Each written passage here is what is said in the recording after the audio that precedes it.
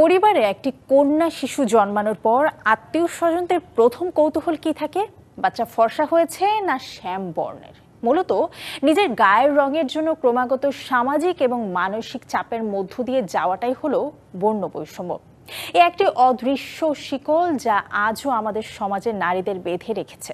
সমাজ বা পরিবারের বাইরে অফিস বা কর্মক্ষেত্রেও এই বৈষম্য কাজ করে সূক্ষ্মভাবে। এমন এক ভিন্ন বিষয়কে উপজীব্য করে নাটক বানাচ্ছেন নির্মাতা রহিম সুমন। ছোঁয়ায় ভিয়া আফরিন জেসিকার রচনায় যে নাটকে কাজ করেছেন ছোট পর্দার জনপ্রিয় সব শিল্পীরা।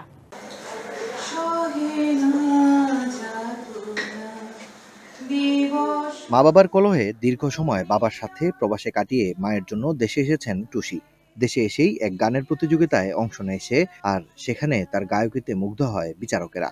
ঘটনাচক্রে টুসির মা জয়াও একই আয়োজনে দায়িত্ব পালন করছেন বিচারকের।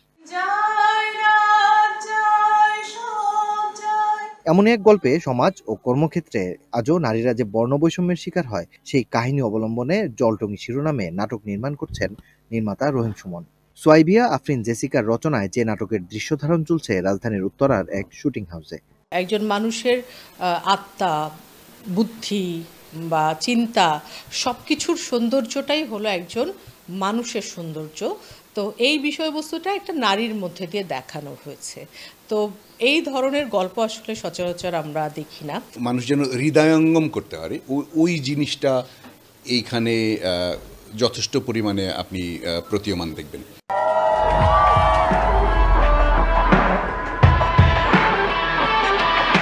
ভিন্ন গল্প ও নান্দনিক নির্মাণে জলটঙ্গী নাটকটি ভালো লাগবে সব নাটকপ্রেমীদের, এমনটাই বিশ্বাস অন্যান্য অভিনয় শিল্পীদেরও। মানুষকে, সমাজকে দেখানো, তাদেরকে বুঝিয়ে দেয়া যে আসলে বর্ণ বৈষম্য থেকে আমাদেরকে বের হয়ে আসতে হবে।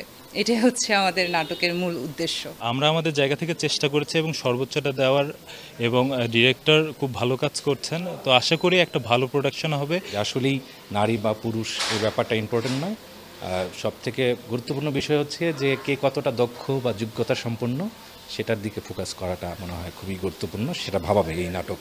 নির্মাতার মতে পারিবারিক মূল্যবোধ আর নারীকেন্দ্রিক গল্পের এই নাটকে দর্শক যেমন পাবে নির্মল বিনোদন, তেমনি তাদের জন্য থাকছে গুরুত্বপূর্ণ এক সামাজিক বার্তা। এই নাটকটায় খুব বড় একটি মেসেজ রয়েছে, বিশেষ করে নারীরা যে সমাজে বর্ণবৈষম্যের শিকার। এখানের যে জয়া ক্যারেক্টারটা সে হচ্ছে তাকে প্রেজেন্ট করেছে, বলেছে যে আমি সমাজে তাই থাকতে চাই। এটা নারীদের জন্য সমাজের খুব একটা মেসেজ, এবং আমি মনে করি দর্শকরা এটা খুব দারুণভাবে গ্রহণ করবে এবং নাটকটা খুব সমাদৃত হবে। নির্মাতা জানান দ্রুতই পোস্ট প্রোডাকশনের কাজ শেষে দেশের একটি বেসরকারি টেলিভিশনের পাশাপাশি অনলাইনে দেখা যাবে জলটঙ্গী। মাকসুদুল হক ইমু, ডিবিসি নিউজ, ঢাকা।